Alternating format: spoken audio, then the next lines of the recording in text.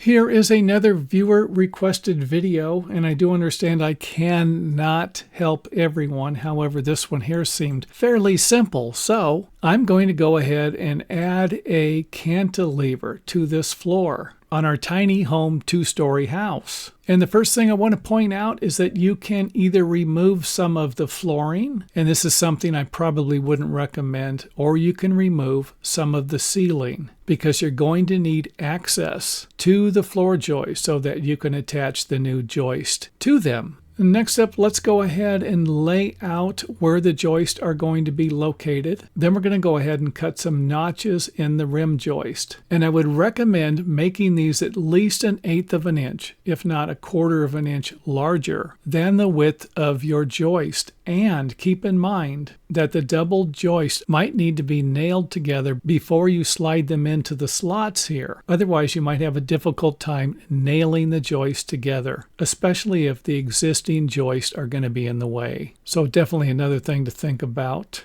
And of course, you can install the joist one at a time. I'm going to go ahead and install all of them at once here to show you how the pros would like to do it. But more than likely, they're going to have to install one at a time also. And keep in mind that most floor joists are allowed to protrude out 1/3 of the overall length of the floor joist, and then back 2/3. And then in some cases, they can protrude out 1/4 of the length of the board, and then back 3/4 the length of the board. And that will depend upon your local building codes and structural engineering. And in our example here, we are protruding out 3 feet and then going back 6 feet. And another thing I would like to point out is that you might need to hire some type of a structural engineer or get local building code approval for a major modification to a building like we're doing here. Now, if you notice, I have some blocks over here. I have a block over here, but I don't have any in here. And that's because the new cantilever joists are going to be nailed to the existing joist. However, the ones that are not might require blocking. And the nailing for that might be 12 inches on center or even 16 inches on center. And some of the nails might be staggered. And I do have other videos on that also.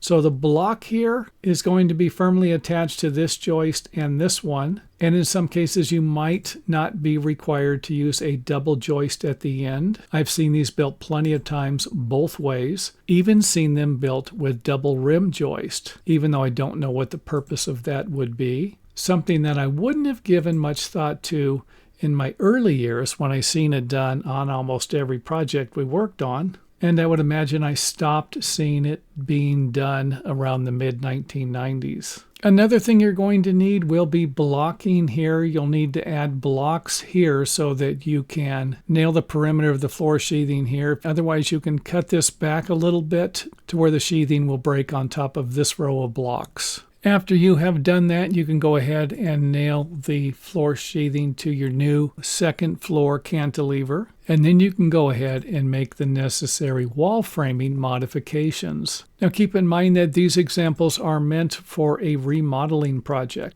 If I was going to be building the cantilever for new construction, I would just simply use longer joist to build the cantilever. So hopefully this helps. And if it does, don't forget to let us know in the comment area. And thanks for watching. Also, don't forget to visit our website. We have an organized list of our videos there. You might have a difficult time finding that anywhere else.